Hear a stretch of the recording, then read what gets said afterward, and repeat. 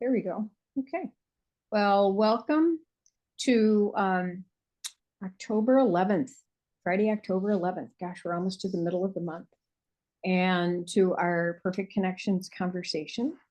It's great to see everybody. So let's go around, introduce ourselves, and if there's anything that you'd like to talk about today, any questions for the group, anything that you're wanting help with, anything you want to celebrate as we celebrate Becca's return and and her recovery.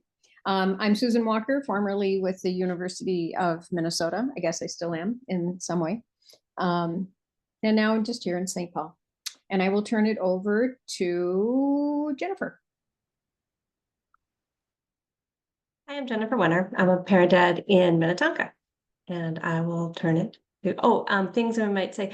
It's not super pressing, but I'm thinking a lot this school year about joys and concerns or check-in time or whatever we might want to call it.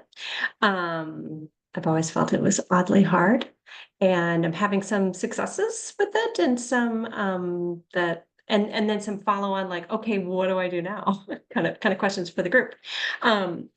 Not super pressing. It can wait to another week if it's if that's the way conversation goes. And I'll give it to Becca. I'm Becca Coring and temporarily on leave from Maplewood, District 622. And I'm just trying to ease back into the work world as I'll be going back to work in a couple weeks. And I'll put it to Carissa. I'm Carissa Moundsview, parent ed in Moundsview. Couple things on my mind today. Again, like Jennifer said, not critical, but we're week 4 of classes, and I feel like I don't know if I've had a single group where everyone's been there yet. So I'm wondering how people manage like introductions. Like you can only do it so many times, especially for those people that are there every week, and then but you don't want to leave the other people out when they join or show up, or that part is just feeling really chaotic to me this year. And I don't remember feeling that way in the past. Last year, I think I felt that way too, but like before that, I don't really remember feeling that way. So I don't know, people have tricks around that. And then we had a staff meeting this morning and some of our cultural liaisons introduced themselves. And I was thinking about checking in with my coordinator about inviting them to come and observe an ECFE class. I have no idea what any of them do or don't know about ECFE, but just if anyone's done that, or like, do you work with your cultural liaisons, and how do you do that, or how have they been useful for you and your families? Kind of in the past, we've not necessarily had access to them like it seems like maybe we do now. So those are the 2 things on my mind, and I'll set it to Greta. I'm Greta Nelson, and I am a parent educator in Cambridge Isani Schools, and I don't have anything specific today. So I'm happy to do joys, concerns, and liaisons and icebreakers. Alrighty. Sandy. Hi, I'm Sandy Solter. I'm the parent educator in Fairmont. The only thing I was wondering, and this can wait, it's not urgent at all. Do any of you hang the like the parent educator core curriculum? Like, do you hang anything anywhere and refer to it when you're teaching it all? So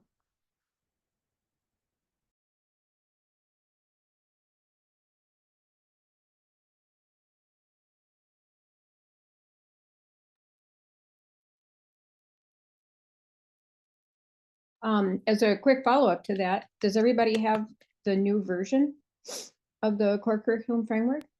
I haven't gotten mine yet. You ordered it? Oh, there it is. Looking nice. I think I probably didn't get around to ordering it till the last opportunity. So maybe I'm sure it's still coming, but. Sandy, this week I brought it out and I just kind of shared it with the group along with the ECFEs. And so I point to, this is kind of what the state of Minnesota has done, and Menafee, and then the ECFEs. And this is to validate what we do and how and why I think ECFE is an amazing program, and the state of Minnesota has really done some things to benefit families, and we are a priority. And so just want you to know it's not by the skin of our teeth that we're, although it might appear to me once in a while in my classes, it might sound like, or it might look like I don't pull from somewhere except out of my head, but it's all because of all the years of working with this, right? Anyway, so I don't have anything up in my room, but it's not a bad idea to do something like that. If somebody else has some ideas on that, I'd love to hear it too. I would I don't always, have anything in my room. I love that idea though. I haven't, last year I started doing slides for all of my classes, and because it's something I haven't been super good at, I've tried to put at the beginning of like, this is why we're talking about this, and pull from, so it's coming from that without spelling out, this is the core curriculum. I just put that, hey, we know that parents do better when this, or children have better outcomes when parents this. And that's why we're talking about what we're talking about today. So I've hinted at it, but I haven't had anything posted. I like that idea though. A student teacher that worked with me, she would always put the PECCF at the bottom of a slide, like if she was pulling, just to like, this is where that's coming from. That's probably a really good idea. I mean, we probably should be. Yeah, I'm gonna not say anything more. I might get myself in trouble. I don't know. I don't want to say that out loud. So, well, I've certainly referenced it a lot in like scholarly articles and when I, talk about ECFE, because it lends legitimacy, but it also, all of the indicators are also really good for evaluation and for sort of talking about this is what we're like, the end point is, this is what the goal is, how do we articulate that, and also then if there's anything in terms of a project development or curriculum development, not so much a lesson plan or something like that, then I can point to specific indicators that it's related to, and that's very helpful too. So what I just wrote was, I wonder about, because I honestly, what I use the curriculum framework for is that section just with the indicators. The jazz at the beginning is great. All the stuff we used in the curriculum design course is great, right? The lesson plan is great, and because it really is more of a workbook in a way, right?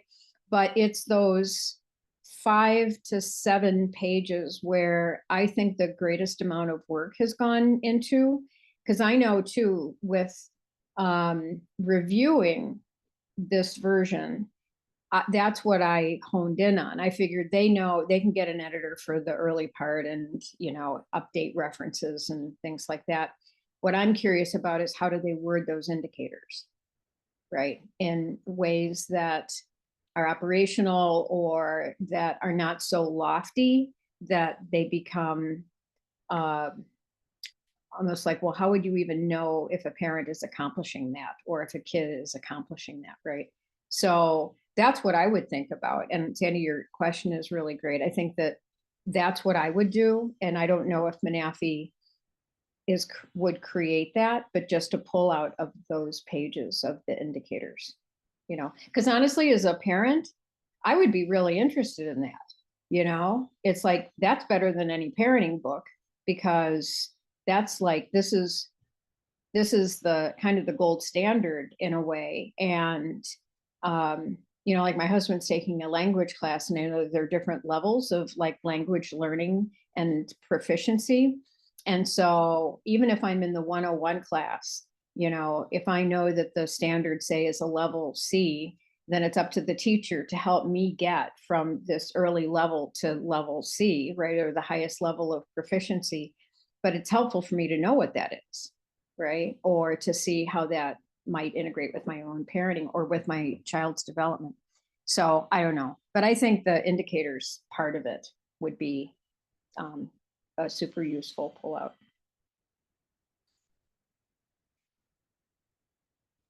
Thanks for your thoughts, everybody. That's really helpful.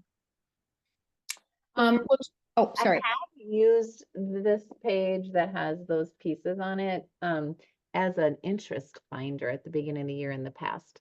I feel like that puts it before them what we really are trying to work from.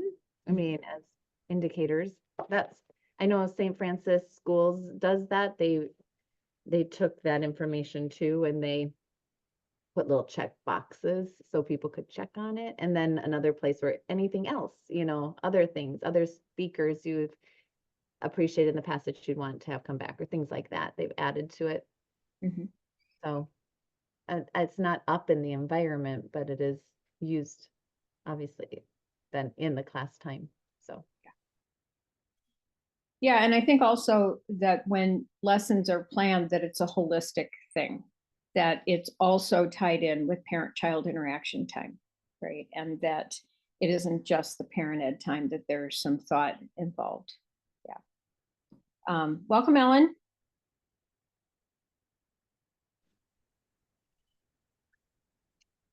Hey, everybody, heading to my car. Well, we're kind of just getting going, so your timing is perfect. Well, let's loop back to some of these. Oh, we don't have to talk about these because they're all like that. So we will talk about all of them. So we'll go back to Jennifer's with check-in time.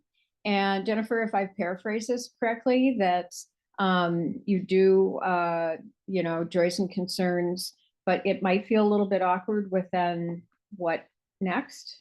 Like what after that, or you want to say more? Yeah, to give a little more context, I do like to start each class time with just open it up to the group so that I could hear, things emergent from them. And I've been really trying to kind of overtly, explicitly think about, my approach to that time over the last year or so, because I'd found, some groups just kind of naturally fall into this nice, couple of people bring something up and it lasts for maybe 5 minutes, and each week it's maybe a little different sort of people, and that's great. And some groups, it's either nothing or always the same, but some groups it just doesn't. So I've been really trying to focus on it. And be explicit with them about 2 to 7 minutes, what have you, just for you guys to check in. We'll always put aside that, but to be transparent about what we're doing in that early time. And I heard the suggestion at our summer retreat, plug for the summer retreat.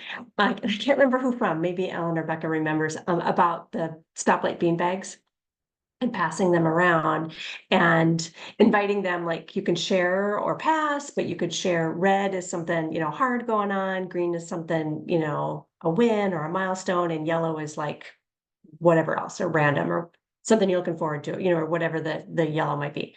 And I have little pom-poms, and I've been doing it in each of my classes and had a lot of success with it so far. That they do. Some people share all 3, some people share just 1 or pass. And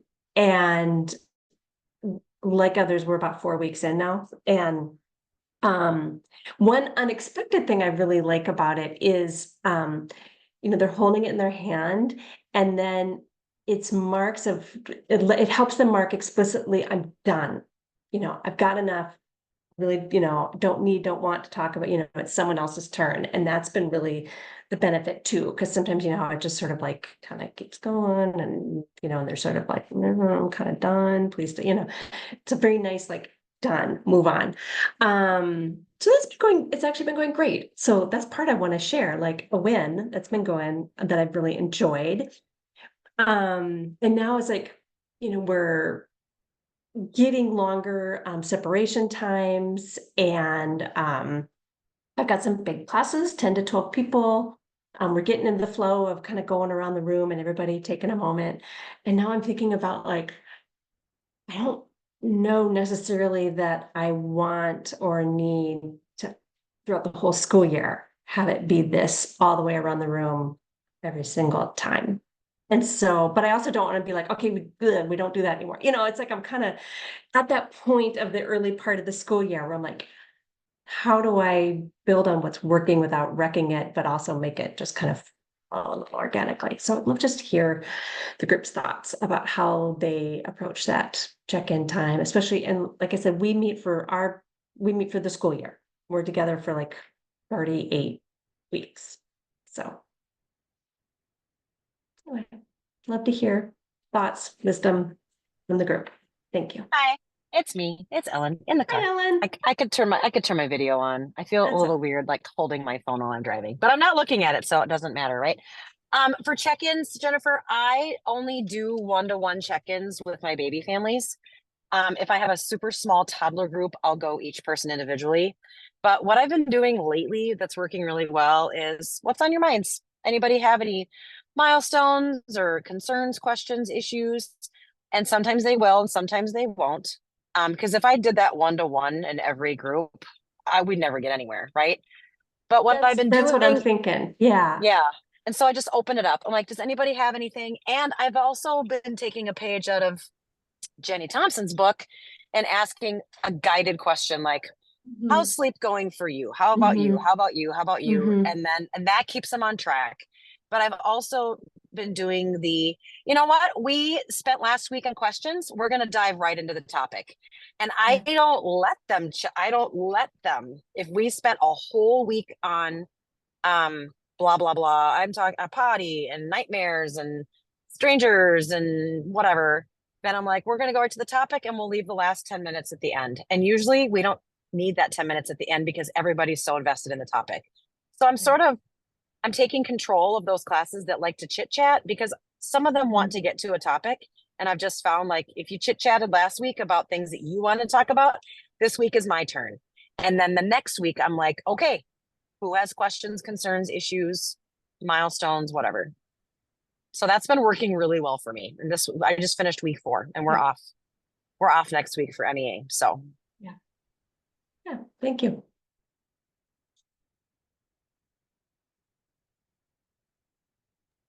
I like the stoplight thing, Jennifer. I've never done anything like that. I guess you guys are much more explicit about it than I am, but I kind of do more like Ellen does, is like, anybody got anything this week? What's happening? Good, bad, otherwise?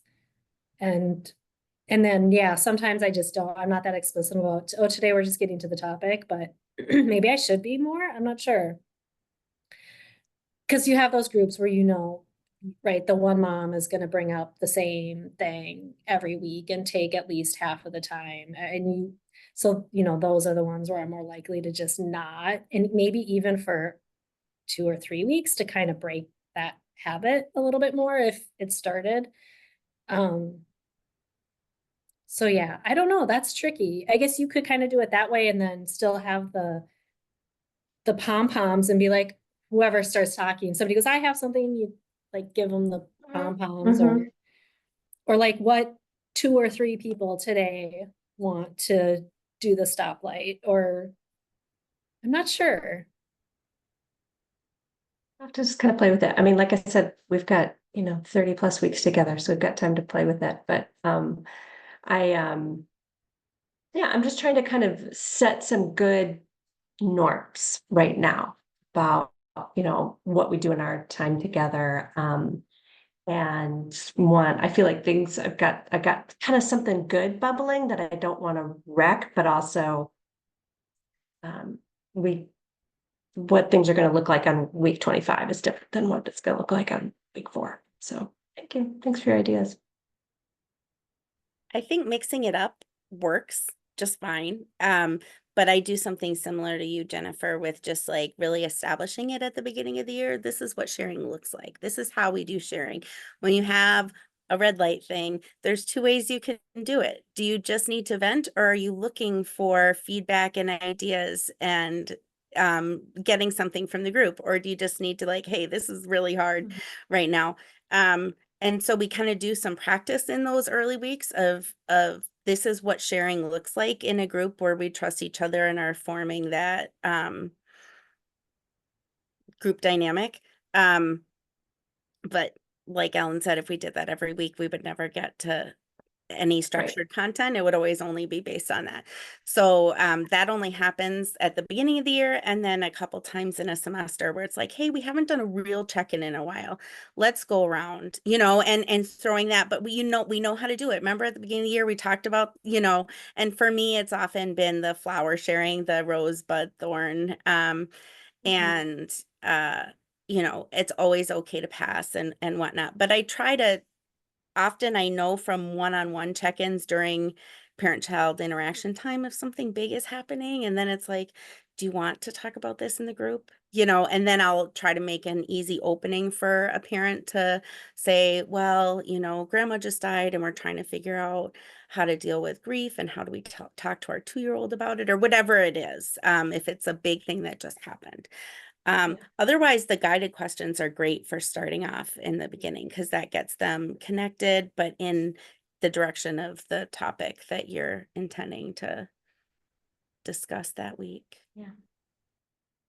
You touched on a point that you raised. I got the idea a couple years ago from Nikki, of it's share support suggestions, and I actually made a little poster on my wall about it, of inviting them to explicitly name, is this a share? Are you looking for support? Please explicitly tell us if you're looking for some suggestions, to kind of establish that. And that's been really helpful too. Just want to pass on that wisdom from Nikki.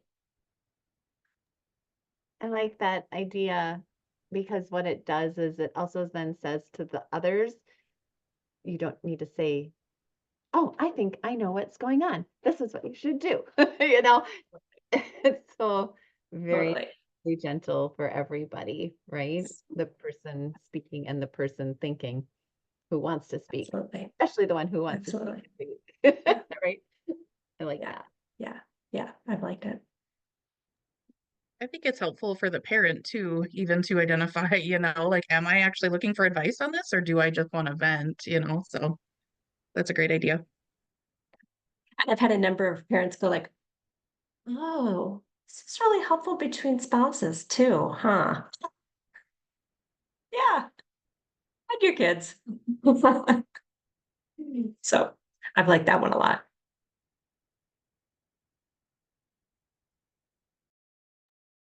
Right. Well, good. So when Carissa was talking about attendance by week 4 being a little bit wonky and doing the intros again and again and again, I saw a number of you shake your heads, like this was not an unfamiliar thing to you. So Carissa, do you want to restate anything to open this back up, or I mean, that's just kind of most of it. I'll do, you have the ones that never show up, so then they're off the list. You have new ones that show up. You have the ones that are on the list, they're coming to class, but they don't make it, or they're there the first week. It's just always something.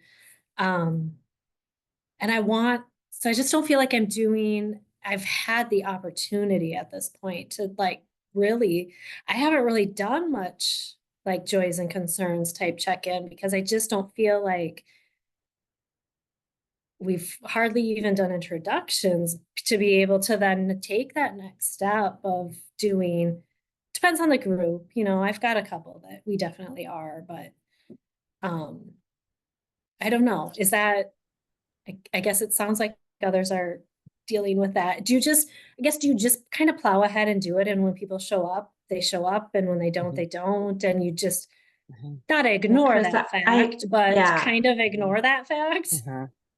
I have a lot of this of, parents didn't come for the first couple weeks, or it was mom and now it's dad, or it's, Yeah, that too. And so I do, whenever I have a new person, anytime, I'd like, hey, we've got someone new. Thank you for joining us. Can we just do a quick go around, introduce yourself and the child you're here with? And I don't, and so it's going to take that amount of time. I don't make it a great big introduction, but I feel like it's acknowledging to this person who's kind of walking into a new space that you're welcome. We see that you're someone new. So I do it. I will also, like today, I added an added intro because Katie's here for the first time when we do an icebreaker.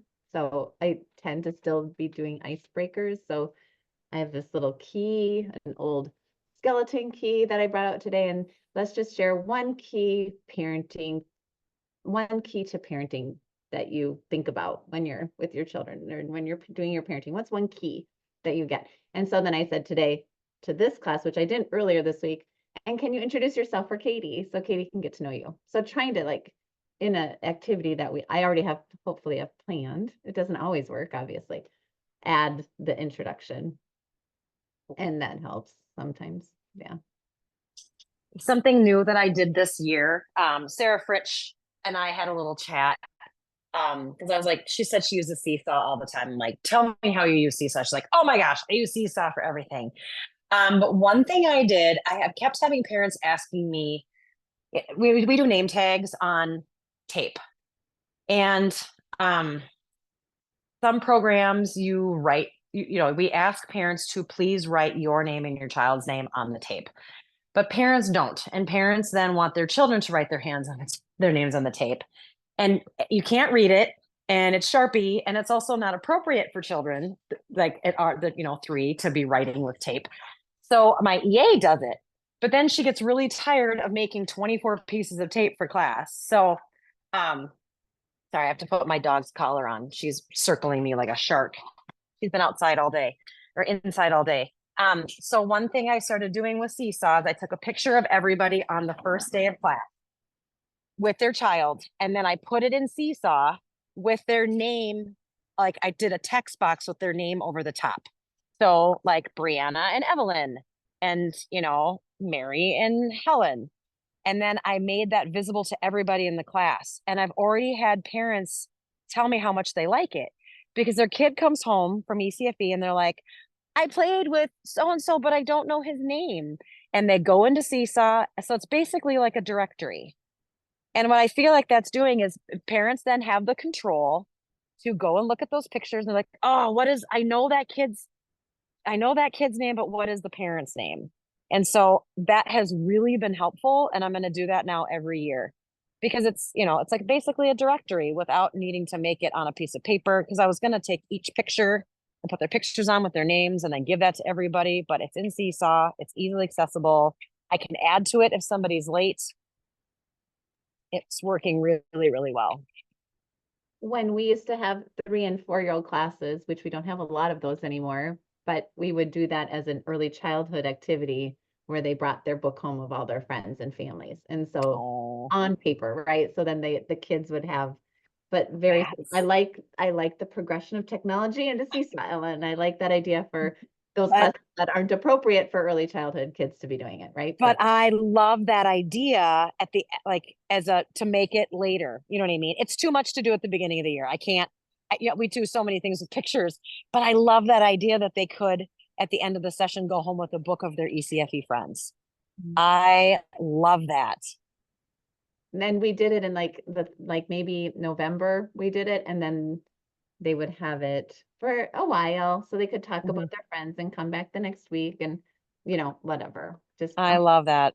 And I like your idea of a directory on Seesaw because just like you were saying, Chris, sometimes they might not meet somebody in the class until like week 5, right? They might, because you're off on different weeks and just to see all the families and we always hear, I know the kids' names because that's who we sing around the circle, but I don't know the parents' names, and that's the teachers in the early childhood room too.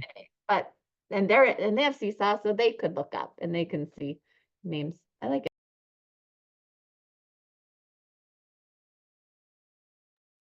Well, thank you. It's good to know I'm not alone. And just plow forward. Well, and the other thing I do too, Carissa, I will just sometimes if I have a group and they're new to the group and they haven't met anybody, I'll just say share something funny from the week because it's always fun to laugh together. Usually it's something embarrassing their kiddos did. And that way they realize if it's the first time they're there after 2 weeks off or whatever, like we're chilling, right? We're having fun. It's relaxed. It breaks the ice without being an icebreaker. It just sort of warms everybody up. So I always find share a funny story, or I've often said share a parenting win, or a gold star parenting moment, or a giant flub. And parents love to share flubs. They love to share when they screwed up. We laugh about it, gently laugh about it, and then we move on with the day. So I think it's okay if you do that kind of stuff with people who have only been around for a week or two. Ellen, so especially with the last thing that you said about when parents have only been around for a week or two, do you caution lack of judginess? I mean, because I could see with the flubs that you might get a couple eye rolls from some new parents or something. So do you do any preface, or do you just generally find that the parents are pretty cool and supportive regardless? They're pretty cool and supportive. And, usually it's something like, my baby fell off the deck stairs. You know what I mean? And then usually what I do is I'm like, oh my God, that happened to me once. And of course it was on her face, so sometimes I try to, what's the word when you Empathize? Yeah, I empathize, and then I'm like, yep, that stuff happens, so Normalize. thank you, Normalize. normalize. Ooh, it's a Friday.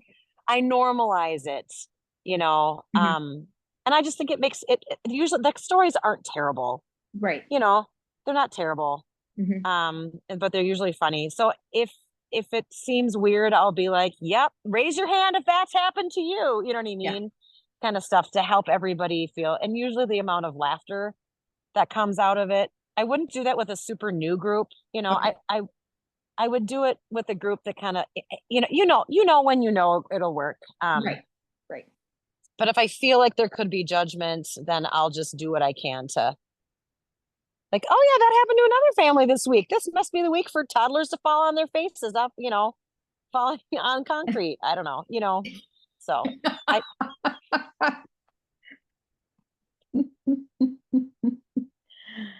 Everybody's doing it. That's right. that's right. It's a club, fall on your face club.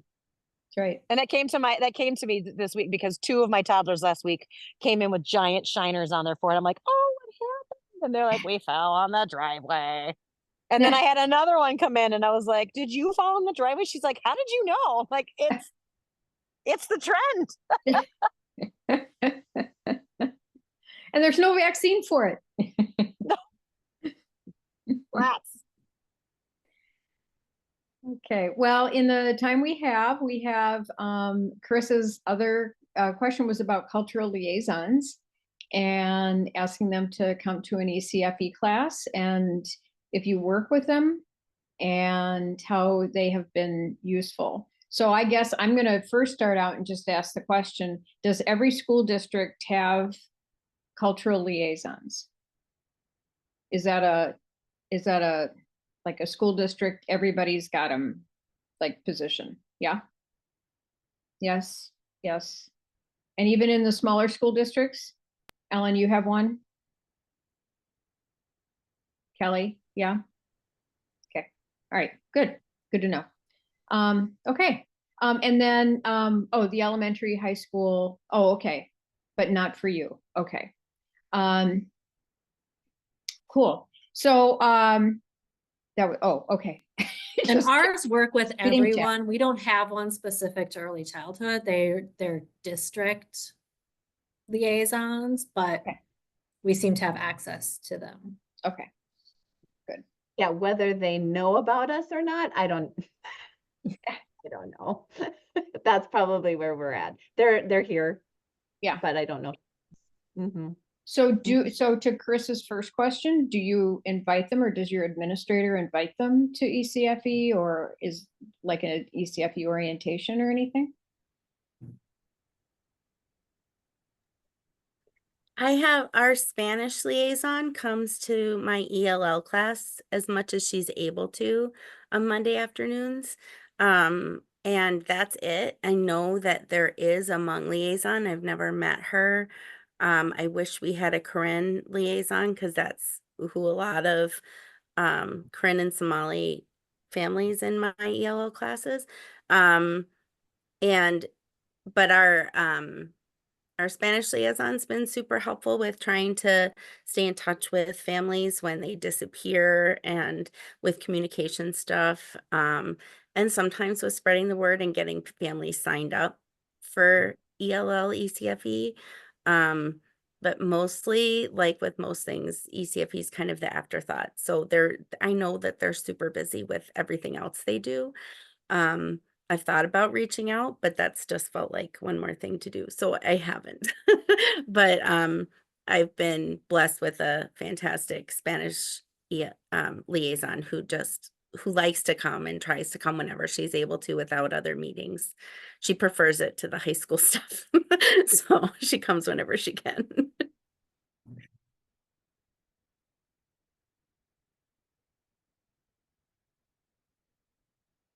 Yeah, I don't think and generally that's what I've heard in the past is like, yeah, they exist, but we don't ever get introduced to them. They don't work with us in any way, that kind of thing. So I thought it was interesting that at the staff meeting this morning, there were 3 of them. There was a American Indian, Hmong, and Somali, but I'm sure we have a Spanish one. I know that's not all of them. So I just thought maybe I'm hoping to ride the wave and see if we can get them in and see what ECFE is about. So we'll find out how it goes. So I'm just generally curious, not being in a school district, what and the comment too, which doesn't surprise me about how thinly they're spread. What are the general roles that cultural liaisons do in the schools?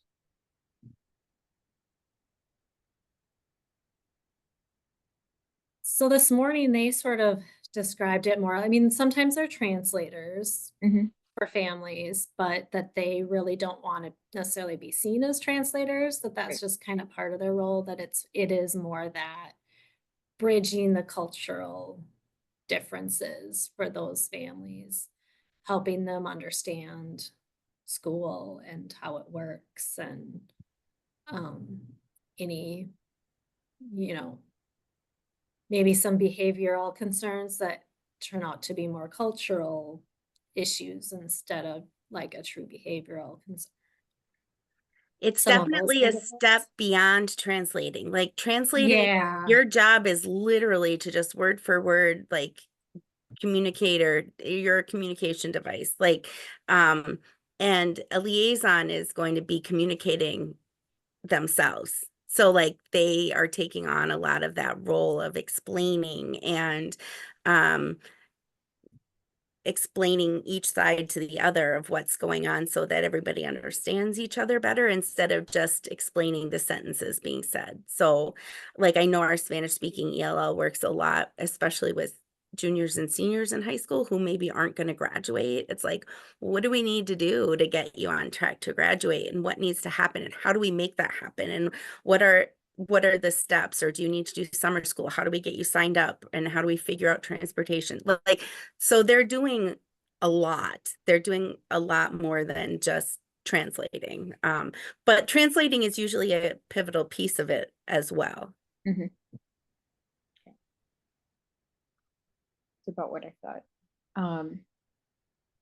So they'll also work sort of in the other direction to help a teacher understand, as Chris was saying, if there's something that's perceived as a behavioral issue or whatever, is that it could be from the family's culture.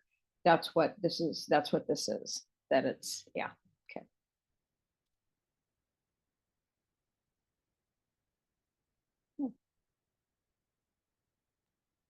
The connection I have had in our school, and it's through my early childhood screening coordinating position, and that is oftentimes I'll have somebody call me because they are aware of families with littles, that then they will be connecting with them and let them know about screening. And if there's a language barrier, they'll help with that. But if it's simply just to share about screenings. So that's where I've had my connection with liaisons in the district. And I think that could be a huge benefit, right? They're out in the communities with these families. They're not So if they're working with a second grade family and they've got a 3-year-old too, and they understand what ECFE is and they've seen it, I just feel like they could advocate better. So I'd like them to see what it looks like and know what it is for real. Because, right, we're so different than K-12 if that's where 98% of their work is. We had bye Jennifer, we're about to wrap up. We had actually one of our licensed parenting educators very, very early on when I was at the U, they didn't have a parenting ed position in her school district, but she took the position of a cultural liaison, and was working with Indian families, not Native American families, Indian families. And I always wondered whether or not she was still in that role or she was able to secure something. But what a great, experience if she was able to then go to parenting ed. So, well, great conversation, everybody. It's wonderful to see you all. It was great to see Becca again as she's healing. Now, next week is MEA. Yeah. So you won't be around. So should we just skip the week? I doubt if anybody's going to be around, do you think? Yeah. Okay. All right. So we'll take a break and I'll let people know that. Anyway, so Susan, will you keep it open? Because I'm going to show Sandy how I do Seesaw.